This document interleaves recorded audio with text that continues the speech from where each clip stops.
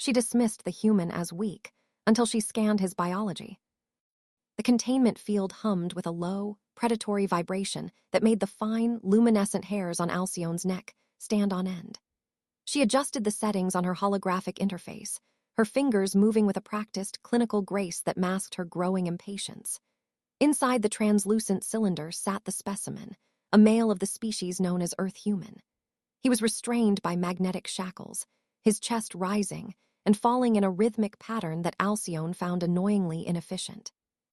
To her people, the Xandrians' biological life was a series of solved equations, yet this creature, Arthur, remained an anomaly that defied their standard classification systems.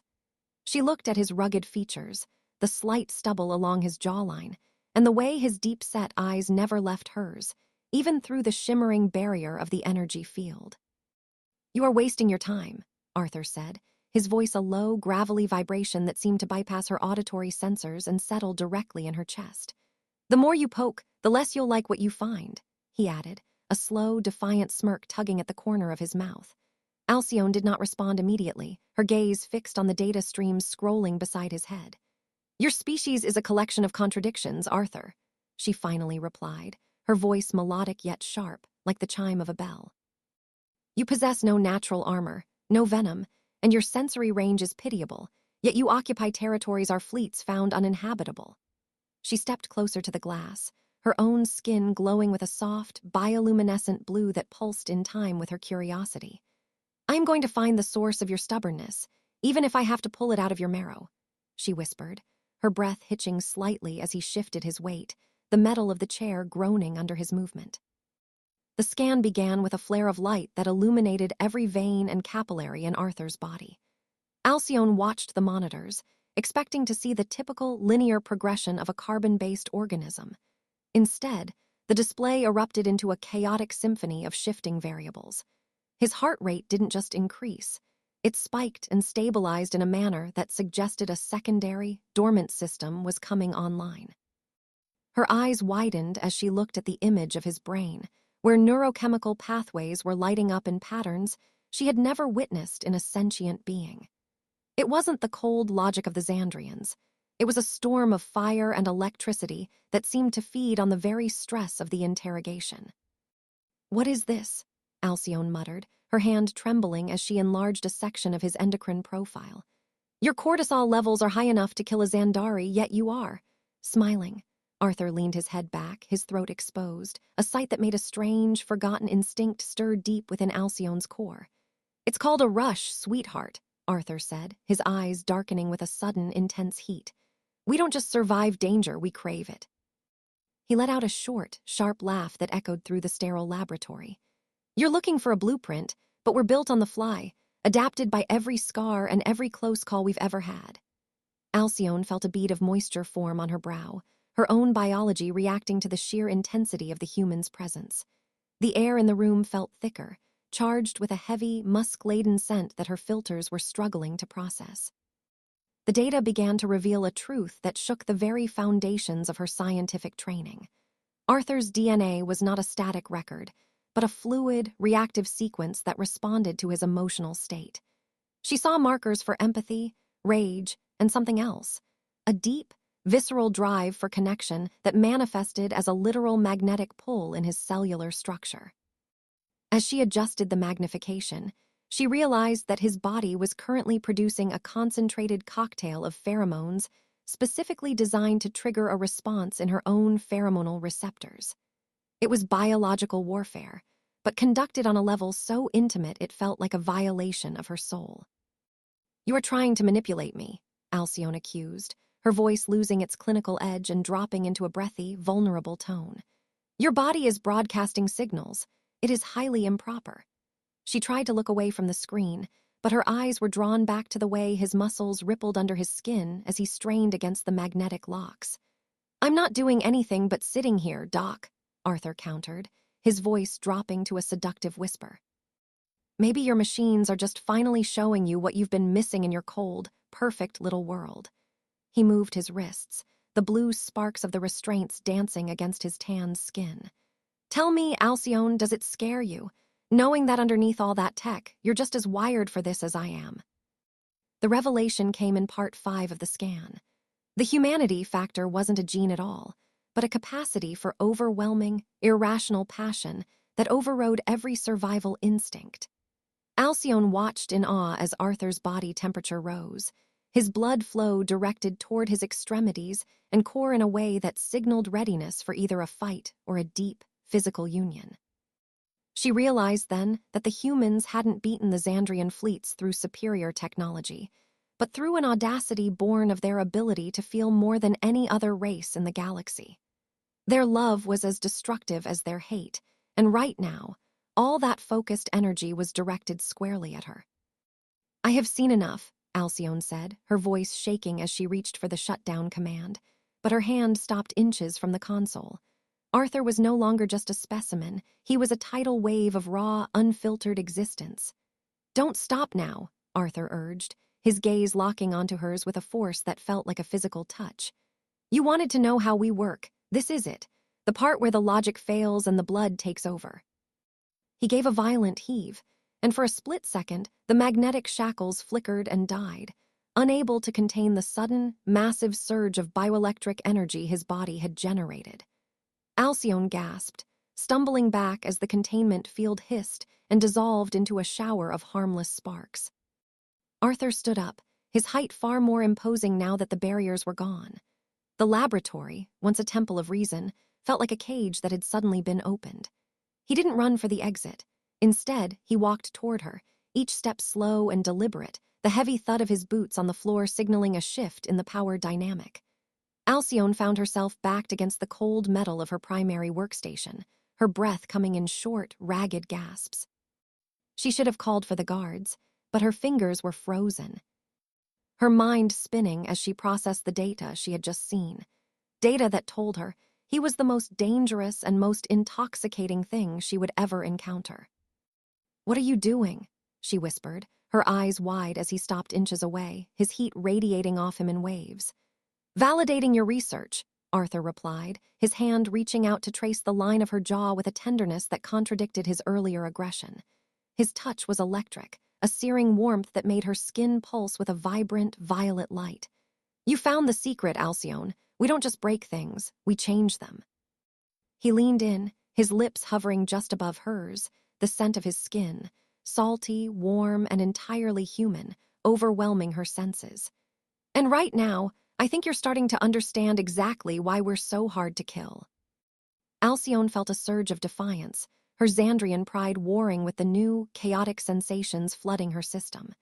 She reached up, her fingers digging into the fabric of his flight suit, intending to push him away, but her body betrayed her. She pulled him closer instead, her mouth meeting his in a collision of two worlds. It wasn't a gentle kiss. It was a desperate, hungry exploration that mirrored the violence of the galactic war outside. She could taste the iron in his blood and the fire in his spirit, and for the first time in her life, the equations made sense. The human factor wasn't a mystery to be solved. It was an experience to be felt. The sensors in the room began to wail, detecting the massive fluctuations in Alcyone's own biology as she synchronized with the human. Her people would see this as a sickness, a contamination of their genetic purity, but to her, it felt like waking up from a long, gray dream.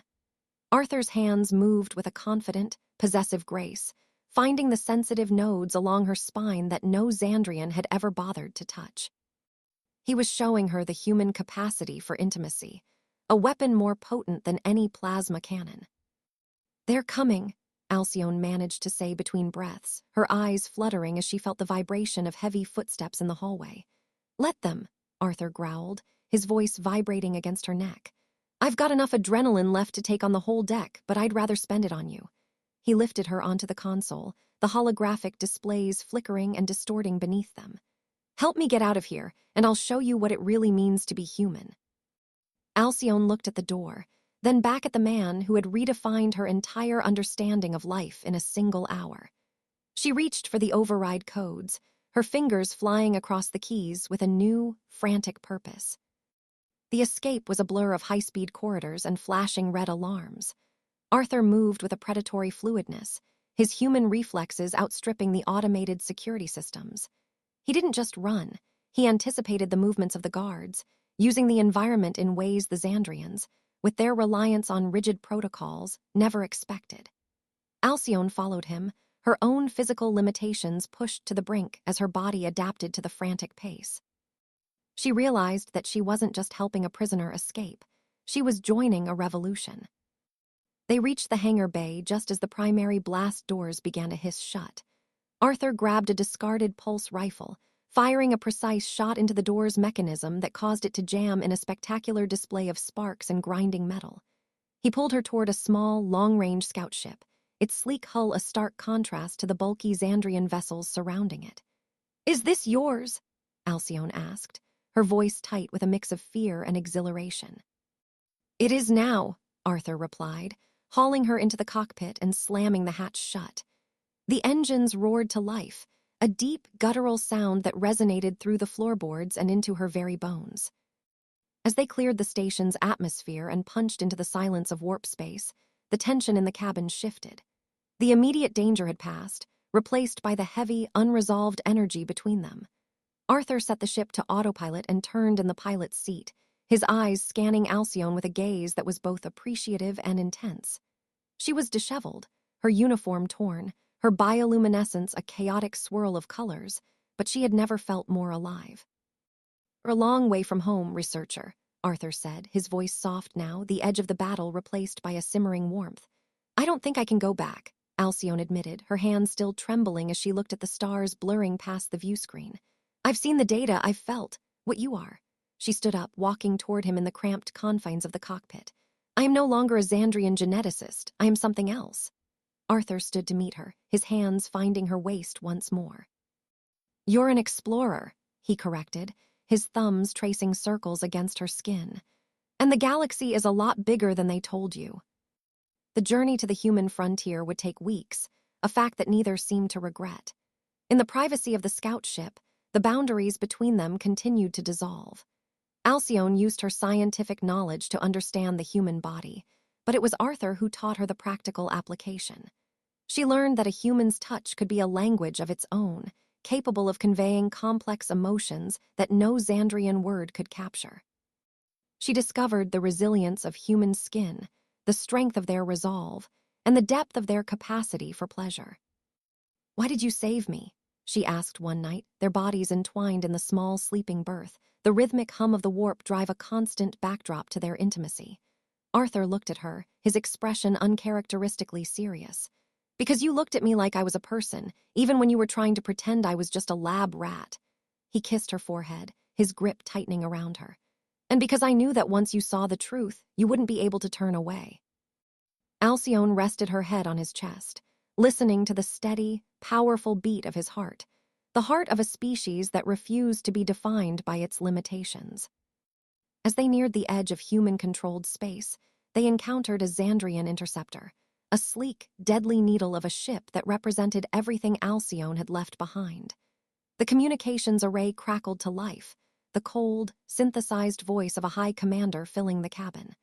"Researcher Alcyone, you are in violation of genetic purity protocols. Surrender the human and return for resequencing, or be destroyed." Alcyone looked at the weapons console, then at Arthur, who was already powering up the ship's modest defenses. "They think we are weak because we feel," Alcyone said, her voice steady and filled with a new, fierce confidence. "They think our emotions are a flaw in the system."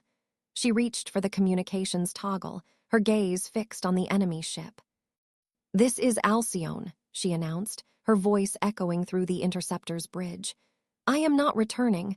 I have found the source of human strength, and it is something your sensors will never be able to detect."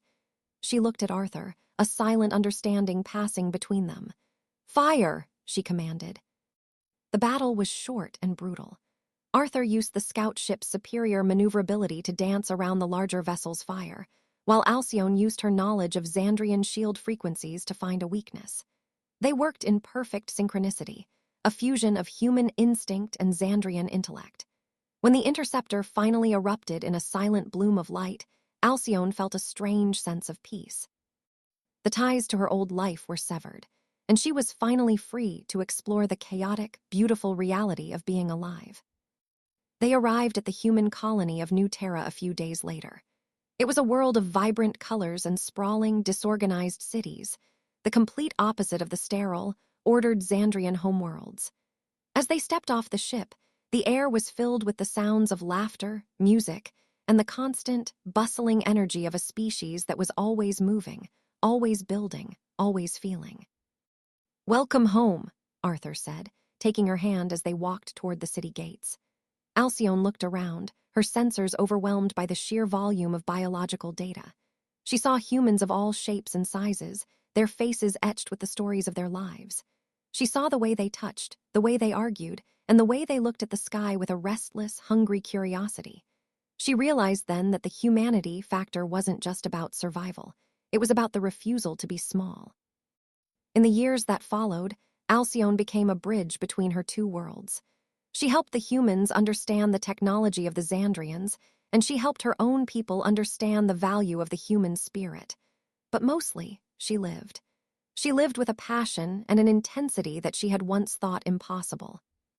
She and Arthur built a life together, a life that was a testament to the fact that even in a galaxy defined by cold logic and ancient wars, the most powerful force was still the simple, messy, and undeniable connection between two souls. She would often look back at the data from that first scan, the chaotic patterns that had once terrified her. She realized now that she hadn't been looking at a biological failure, but at a biological masterpiece. The human body was a vessel for the infinite, a machine designed to turn pain into strength and fear into love. And as she sat on their balcony overlooking the sun setting on New Terra, she knew that she had finally found the one thing no research paper could ever explain: the sheer, overwhelming joy of being human. The war between the Xandrians and the humans eventually faded into a tense, mutual respect, largely due to the efforts of those like Alcyone who had crossed the divide. But for Arthur and Alcyone, the galactic politics were always secondary to the world they had created for themselves. They were a reminder that the greatest discoveries aren't found in the stars, but in the people we choose to share them with. As the twin stars of New Terra dipped below the horizon, casting a long, golden light over the landscape, Arthur pulled her close. "Still glad you scanned me?" he teased, his voice a warm, familiar comfort. Alcyone smiled, her skin glowing with a deep, contented blue. "It was the only logical thing I have ever done," she replied, leaning into his embrace. And as the first moon rose over the horizon, they stood together, two different species united by a single, indomitable heart, ready to face whatever the galaxy threw at them next. The legacy of their encounter lived on in the children born of the union between their two races, a new generation that possessed the best of both worlds. They were a species that could think with the precision of a machine and feel with the fire of a star. They were the future of the galaxy, a future that began in a cold laboratory with a single, shocked scan of a human's biology. And in that future, the word human was no longer a label for a primitive species, but a title of honor for anyone brave enough to feel everything. Arthur and Alcyone watched as the next generation took to the stars, their ships carrying the message of their union to the farthest reaches of space. They had shown the galaxy that humanity's greatest strength wasn't their weapons or their ships, but their ability to transform anyone they met. They were the ultimate proof that in a universe of infinite possibilities, the most powerful thing you could ever be was simply, and magnificently, alive.